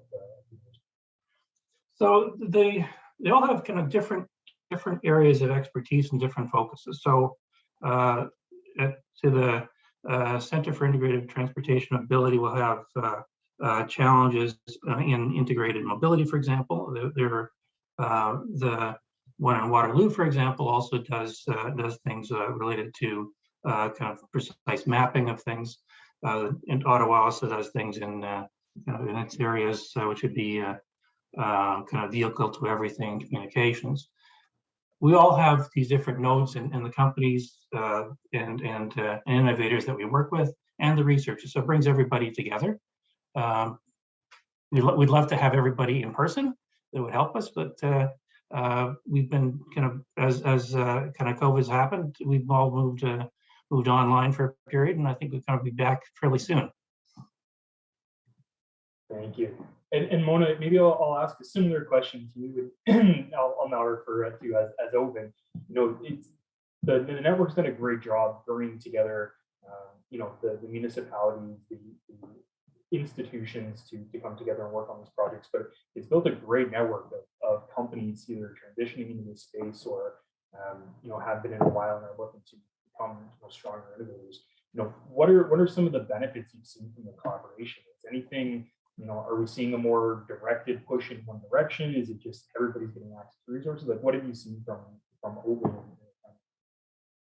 Yeah, I mean, I think a lot of the outcomes kind of speak for themselves. So part of the broader objective of AVEN and OVEN is really about how we can drive economic development here in our region and how we can support our people to reap the economic benefits and the social and environmental and societal benefits of these technologies. So really, the benefits are, looking at how we can come together, bring all these actors together to play a role in driving the commercialization of made-at-home technologies, looking at how we can take more of our research from our post-secondary institutions and help them make their way to the market.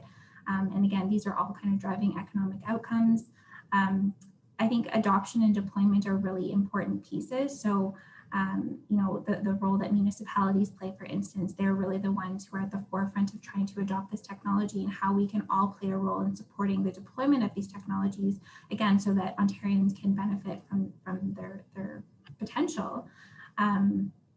And then, looking at things like scaling companies or driving investment in the region, generating more activity and cluster growth. I think these are all really important benefits that are kind of resulting from these collaborations. And again, I think the numbers kind of speak for themselves. So when we look at what we've been able to do in Ontario through investments in AVEN in just a few short years, so We've gotten over 110 million in co-investment from industry. So that shows that industry has skin in the game and is supporting government's push to continue to help Ontario become a leader in this space.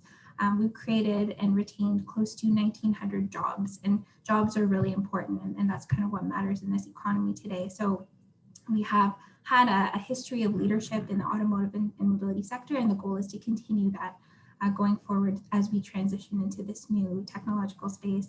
And then follow on investment, so helping our startups and scale-ups to generate investment. And we've generated over 100 million for companies in Ontario through the program and through the collaborations with various organizations as part of this network. Awesome. And Reuben, can you sing guest question over for ACM? What's the amount of kind of companies working with the Navy have been, fantastic investments there. What type of companies are you seeing at ACM coming and wanting to work with your facilities and kind of leverage the assets that are available, work with the other groups that are inside that network? Yeah, and maybe I'll weave it back into something I didn't answer in the first question. ACM was originally conceived to be this proving ground for connected and autonomous vehicles, right? And this was back in 4 or 5 years ago when people thought by 2020 there'd be, millions of connected and autonomous vehicles already on the road today. And what we found is that it's a longer road to get there, but there's still a heavy pipeline of work. And so what we see coming into ACM are not just connected and autonomous vehicle companies. It's large OEMs and companies developing the next generation advanced driver assistance systems. So those are the technologies that will go into the cars, into the showroom, in the next year. And then we have a mixture of both large and small companies and academic institutions that come to ACM. And we're seeing actually an increase in the number of smaller companies that come here. They all come for different reasons in some cases too. So the large companies often want to be kind of completely private and confidential in what they do. Whereas some of the small companies will come because they want to be part of an ecosystem, right? And so they're there to test, but they're also there to meet connections and do business development and be part of events. And so we try to create our space within our campus to try to accommodate the different needs of different clients, to give people confidentiality where they're doing, their corporate development, but also help introduce small companies to, new business leads and marketing. And so we're not just a test bed. We actually are an ecosystem. We do equal amounts of focus on marketing and business development, B2B connections. We are a neutral third-party convener, so we can bring together, competitors and disparate groups under one umbrella for discussions in areas of standards development. So, our goal is to try to increase the mix of the kinds of companies that are coming to ACM. But, recently we made some announcements where, certain venture groups that have an interest in the state of Michigan invested in companies, and part of that investment had them relocate engineers physically into our garages. So we have long-term residents now that are small companies and startups that are using our facilities. So it's not just the kind of large OEMs or tier ones here. Great. And so I'm going to ask everybody to kind of put on or take out their crystal balls for a minute here and look a little bit down the line. We're talking a lot about connections and collaborations and resources and assets, but we're building towards something, right? We're building towards transportation mobility that's access, it's more integrated with how we live, move, and access things every day. So, what is the best outcome for these locations, whether it's building networks or just hubs generally, if it's getting people to work together or for training the next generation's workforce. So I kind of want to leave it as an open-ended question so you guys take this. And Mona, maybe I'll start with you. What's the best outcome for these networks or these hubs? Yeah, I think it goes back to the benefits I was just kind of speaking of. I think the best outcome is to continue to do what we're doing in terms of driving the commercialization of these technologies. So here in Ontario, we've got a lot of small and medium-sized companies, scale-ups, and they're working with partners, large industry partners, and we want to continue to cultivate those partnerships so we can help drive those technologies to market. And that's going to, stamp, the Ontario-made technologies and how we're kind of really paving the way for the future of mobility. And in terms of that adoption and deployment piece, I think that's just as equally as important, because it's one thing to develop the technologies, but if you're not adopting them, especially here at home, then it doesn't really make a difference. So for us, we like to go by this thesis of if we're the jurisdiction that can be a leader in the development and testing and commercialization of these technologies will be the ones to drive that deployment and adoption. And so part of that looks at how we can have seamless mobility, look at accessibility, look at sustainability, these important pieces that really touch on the societal benefits of these technologies and really helping people to reap their benefits.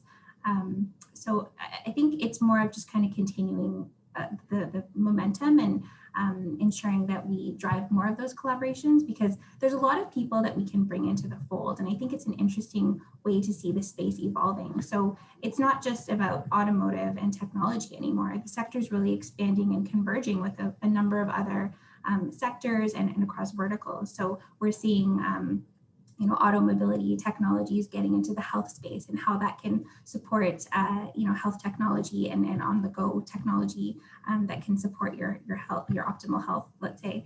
Or we're looking at applications in various sectors such as mining and forestry and agriculture. So there's a lot of potential to kind of continue that reach.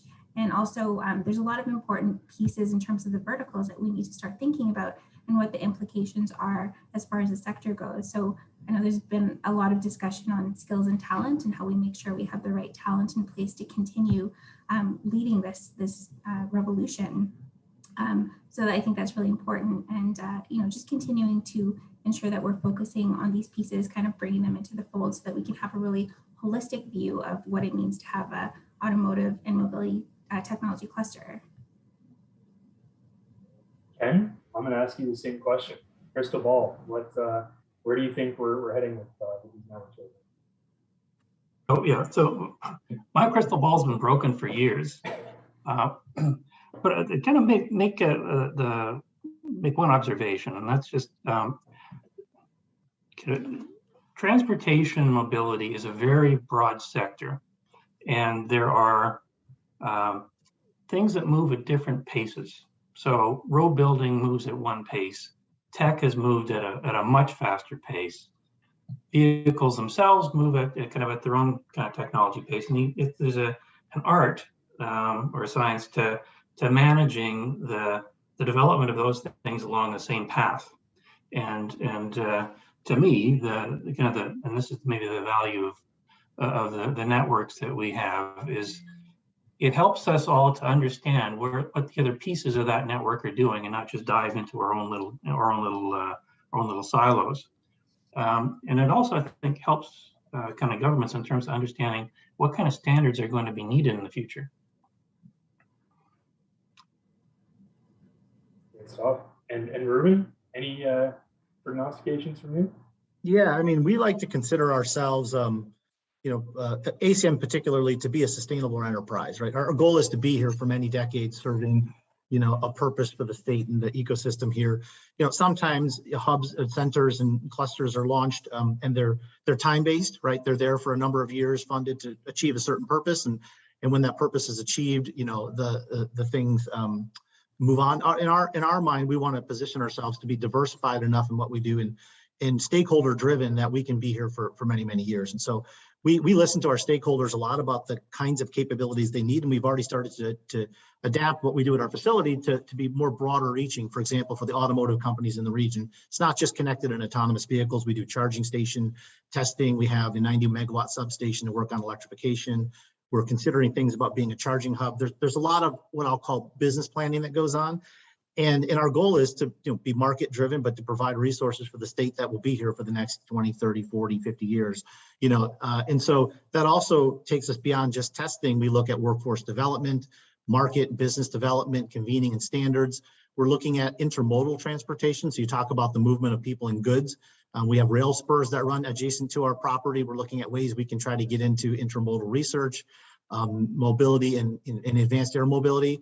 And so I think we have a long view, and the driver behind that's going to be whether you can deliver value, right? And so we spend a lot of time trying to think about the value that what do people need from us, and then how can we fill in the white space? We don't want to be all things to all groups, but we want to fit a particular need. And so that's my crystal ball is things are just picking up, but you have to think long about how you need to evolve, because some of the things you test today might not be the things that need to be tested tomorrow, right? So how do you stay relevant is our goal. Yeah, no, I can appreciate that. And we're coming up on the last couple of minutes here, so I'm going to ask for a quick short form answer from everybody. This conversation and the one we've heard today is really, how do we start the broader conversation, right? How do we get us all working together towards that kind of end collaboration and all using everybody's assets? So, I'm really interested in, as we're kind of growing this network of all the people in attendance today, what's something you wish everybody in this space, everybody interested in working in this space from all the different disciplines they're working on, like, what do you think we should be doing? What do you wish we were doing? And how could we kind of help move this conversation along? So we'll go back around the other way. Reuben, I'll start with you. Sure, and maybe from a parochial view, but we really think that to accelerate mobility, you got to validate, right? I mean, that is really where a lot of focus needs to be done, not just on testing, but developing advanced tools to kind of speed things along. Because I think people are finding out that's probably the biggest hurdle, the long pole in the tent to getting some of these technologies out there, is making sure that they can operate safely on the roads, getting consumer confidence up. So I think that's one thing, is there needs to be not just the assets, but the physical advancement of how we test and get technologies to market. And then the other thing I wish more people would be doing is bringing their work into the state of Michigan, right? I think that we're seeing some of that now, or into the Great Lakes region in general. There are many, startup companies in mobility scattered around the country. Many of them have developed their own test beds, and yet recently we've been seeing some of those companies pop up into our facilities, and it's because we have capabilities that they don't have, and then we're adjacent to all these other assets, right? So I think that getting the word out about how all these pieces fit together and why the sum of all these assets that we have in the Great Lakes region are of benefit, I think you're going to find more companies will be moving at least some of the resources here to do work in the state. Really agree. Ken, yourself? Yeah, I guess maybe I kind of go back a number of years to one of the old hats I used to have. I used to work with a lot of local economic developers, and they'd all compete with one another for investments. Is kind of what their job is. But there was a group out of the University of Michigan, just kind of grew out of there, called Center for Automotive Research. And they had an automotive communities program that worked with a number of these kind of municipalities, counties, whatever, across the traditional kind of auto manufacturing region. And a lot of them kind of came to realize they're actually all part of the same group, and they're all kind of working with one another for different, kind of maybe for their own purposes, but they're all an integrated thing. And the same thing, I think, ought to be viewed in the technology forum. There really is, and this is what Silicon Valley does very well, is it's all about, we're all working in this together, and we're working across borders or across regions, across companies for the greater good. And to me, that's the recipe for real innovation. Yeah, alignment, strong conversation. Like, I think Trevor mentioned it, right? We're all rising tides lift all boats. So, Mona, what about yourself to send off with them? Yeah, I would agree with Reuben and Ken. So absolutely, I think collaborations not only among actors within your region, but across jurisdictions is going to be really important. And Catherine obviously spoke of this collaboration between Ontario and Michigan earlier. So I think we're just at the beginning. But I think, it's interesting because Ontario and Michigan, they've always kind of been vying for this #1 position of automotive producer. And so now we're looking at how we can work collaboratively, because it's mutually beneficial for both jurisdictions, to support the technology development across our borders. It's just going to spur on more innovation and kind of puts the Great Lakes region on the map globally. So I think that that's a really great opportunity that we've capitalized on, and we need to continue to think outside the box and look at how we can capitalize on those opportunities to cross-pollinate. I think the other thing just to think about is, how do we leverage our own strengths and not looking at how things may be a deterrent, but how do we use those to our benefit? So for example, here in Ontario, we are susceptible, and in Michigan it's the same, to a lot of inclement weather. So how do we kind of lean into that? We've developed a winter technology program that supports technology development in that particular space. So it's kind of recognizing what the strengths are, how you kind of lean into it, and recognizing that there's not a one-size-fits-all solution. So it's really important to be able to take stock of what's happening in your area, in your jurisdiction, with your partners, and making the most of that. Great, thank you. And just a final thank you to everybody. I'm inspired by the work each of you are doing to push this forward. the opportunities for the Great Lakes regions are really endless right now as we enter kind of this new age of transportation and mobility. And it's not going to happen with one group by themselves. I think we've heard that today. It's going to take broad collaboration, broad coordination to really take advantage of what we have to offer in a number of fronts. So thank you all, and Naomi, thank you so much. Thank you, Tom, and thank you to everyone on the panel.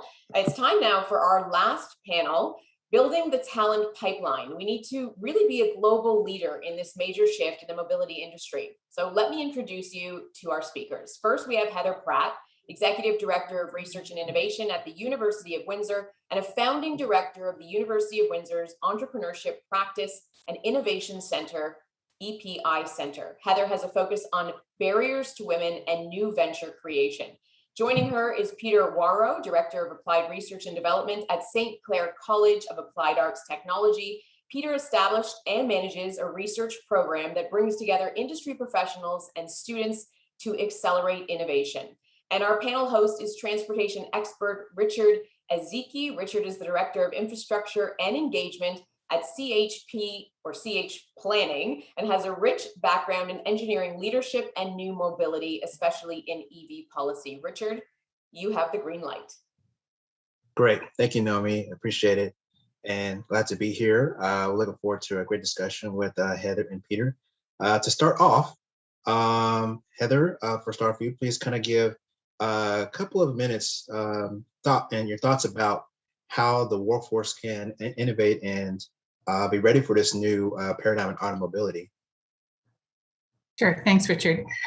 So yeah, really happy to be here today talking about this important subject. Is automobility and the auto industry is in quite a transformative stage. So in my office at the University of Windsor, we support our campus community for all research and innovation activities, including identification of grant opportunities, which the most part does fund students and training of our highly qualified personnel.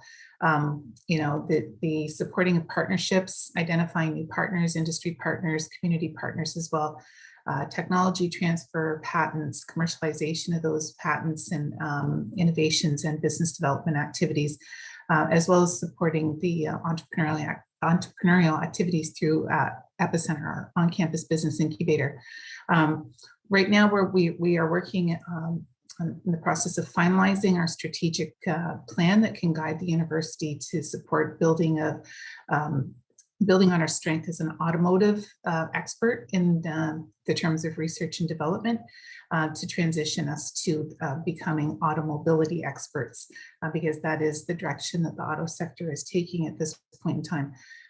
So as I said, with the disruption that we're seeing in the auto sector right now, we need to be prepared to be the leaders in automobility, in research and development, in terms of developing those new technologies and then training the highly qualified personnel to support those opportunities and to really create a strong talent pipeline for industry.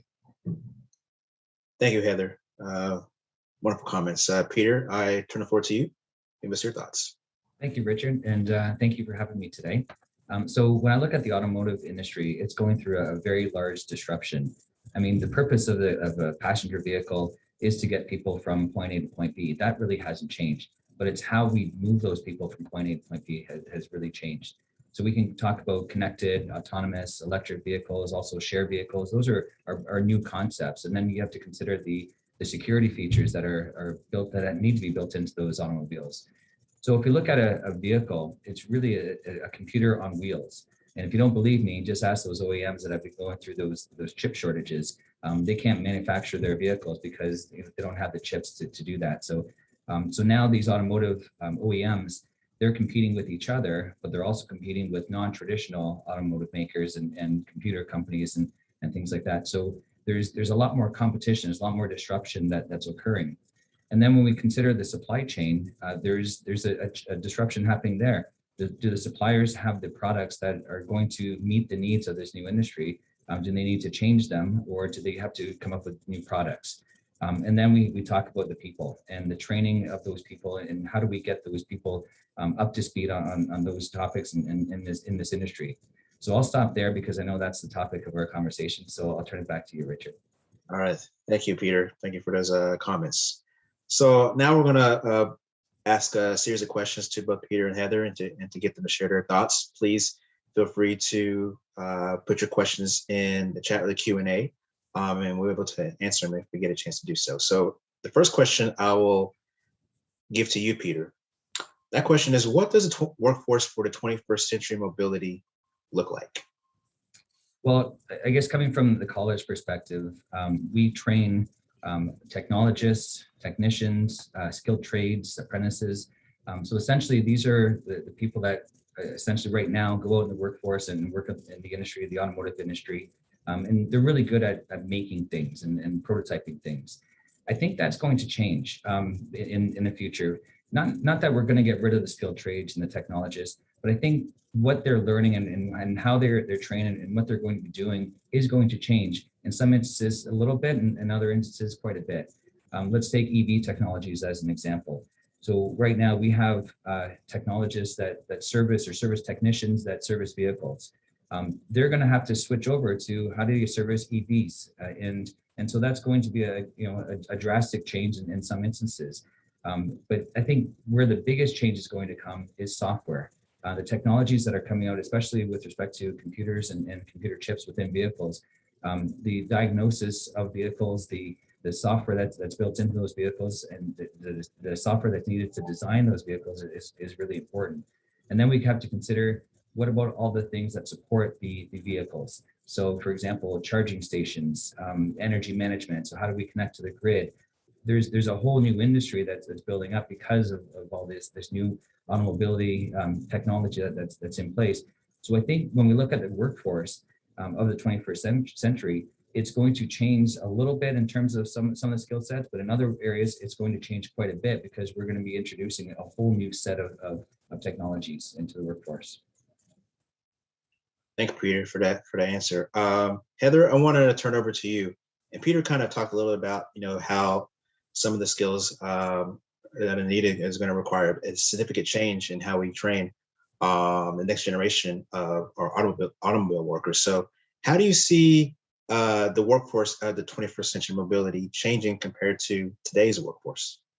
How's it different?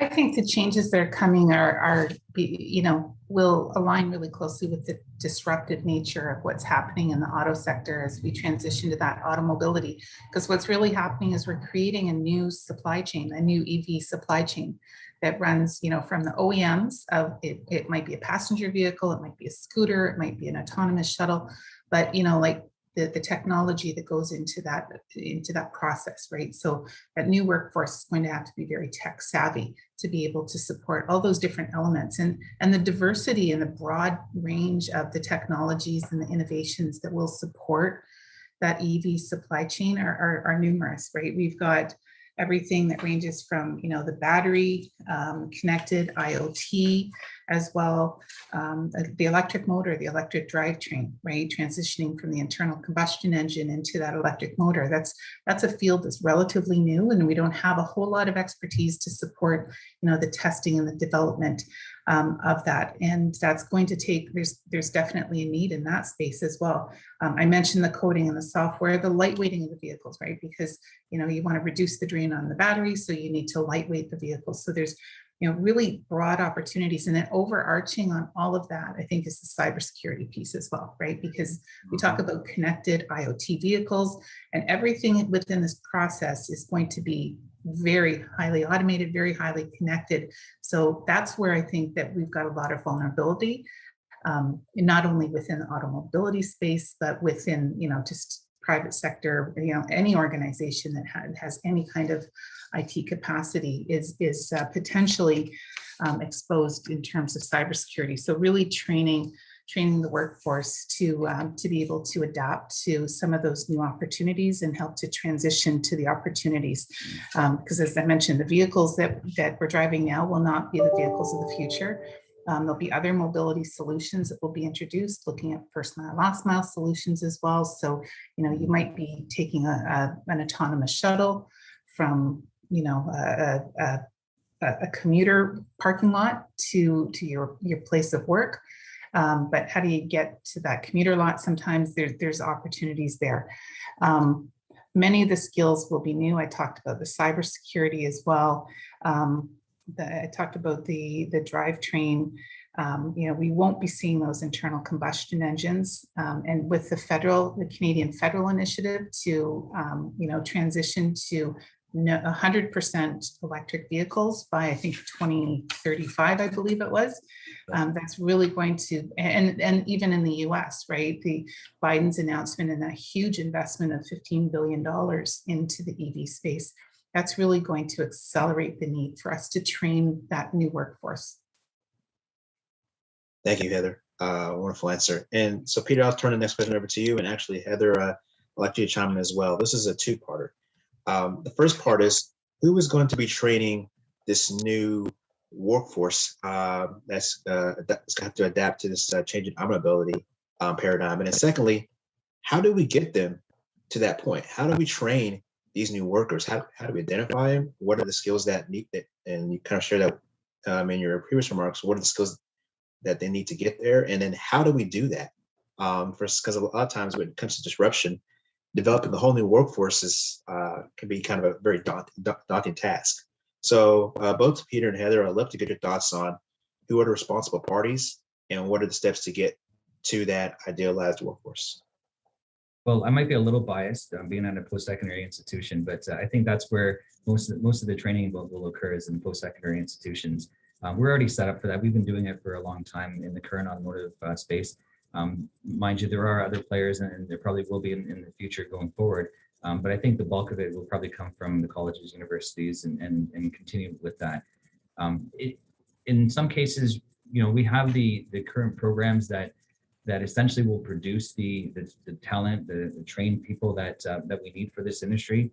But I think in other cases, we're going to have to adapt some of that and be more specific to electric vehicles or to connected vehicles, and maybe we need to just tweak some of our programs in some cases.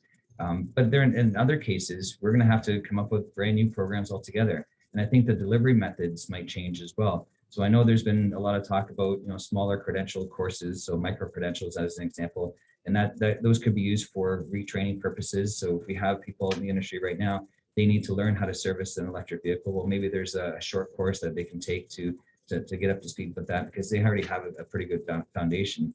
But in other instances, we have to develop new diploma programs or degree programs that focus in on specifically what the new industry wants. And I think a lot of those changes are going to be around software, computer engineering, but then we look at batteries, chemical engineering. So we have the basic fundamental engineering and IT and data type of programs, but I think they need to refocus and shift over to the new industry. Mm-hmm. Heather, what do you think about that question as well? Yeah, and to add to Peter's comment, so yeah, I'm biased as well from working at a post-secondary institution. I really think that post-secondary institutions right across the board have got an obligation to really be able to align the programming with the needs that are starting to emerge, right? So I know even at the University of Windsor, we know that there's a lot of opportunities on the battery side, and we've kind of done a self-assessment, and we've identified that we do have a lot of expertise, but we've identified areas where we have some gaps. So really, working to align the expertise that we might need to bring on board, making some hiring decisions in terms of possible faculty positions, but then engaging our industry partners and our community partners in terms of understanding what the needs are, right? So what are the needs of an industry partner who's looking to transition? Maybe they're currently manufacturing component parts for internal combustion engines, right? So how do we work with our community ecosystem, like partners like Windsor-Essex or OCI, to help provide those companies with the tools that they need to be able to transition to take advantage of the new automobility and the EV motor instead of the internal combustion, and then helping them as well align what are the needs, right? So, we are looking at some of our programming as well, because we know some of our programming will need to evolve, and we'll need to have that input from our industry partners to align with what we need. one thing as well, like with COVID, we've learned that, you know, delivery of a lot of our programming can be done virtually as well. Not everything, because I mean, you know, experiential learning opportunities are still really key in this field, whether it's, you know, engineering or you know, computer science, whatever it might be. But to a large degree, a lot of the coursework and things can probably be delivered online, and we're seeing a lot more about those opportunities in terms of developing some new programming and curriculum that can be delivered virtually. Great, thank you for that. And Heather, one point that you brought up at the latter end of your answer was the engagement with industry and the general community. Can you kind of elaborate on that? Like, how does industry get involved? How do we get the general community to also buy in to this these new opportunities? And how do we make those connections within the industry, within the community, and to bring them all into a space where we can really train the next generation workforce? Yeah, that's going to be crucial. I mean, one of the things that we're working on right now is, as part of that strategic planning process that I talked about earlier, is we've developed an implementation plan as well. And, you know, how do we engage the industry partners? So having like an industry advisory board and looking at the programs in particular in engineering, right? You know, there's a lot of accreditation things that we need when we need to strike a balance, but we know, we've heard anecdotally that there's some programming that's a little archaic that does need to transition to something that's more relevant and more timely. You know, again, working closely with our partners at the college, at Windsor-Essex as well, to make our local companies at least aware of some of those opportunities, and just understanding what kind of talent they need, right? Is it something specific to computer science, cybersecurity, electric motors, drivetrain testing, whatever that might be. It's also really important to engage our community stakeholders as well, right? Because our community stakeholders are critical to the success. I mean, our community is at least at Windsor, that's our talent pipeline, right? Like the majority of our students at the University of Windsor are local students, right, from the region, from the Windsor-Essex community. I mean, we do have a lot of international students as well. We have a lot of students from across Canada, but for the majority of our students, they are local students. So really engaging with our community partners to understand the needs of our community is key as well. And that can help us to frame what some of those retraining opportunities and what those retraining programs can look like, because there will be new roles and new positions that will be needed. You know, as an example, in Windsor-Essex, we're fortunate to have Workforce Windsor-Essex as a key ecosystem partner. They do a great job in identifying some of the employment opportunities, some of those changing demographics as well. And they really do a great job of taking the pulse of the employment gaps and the opportunities within our region. So again, working with that ecosystem and understanding what the needs of all of our partners are is really key. You know, I talked about, you know, the electric vehicle supply chain. That's going to require a lot of different inputs from a lot of different folks.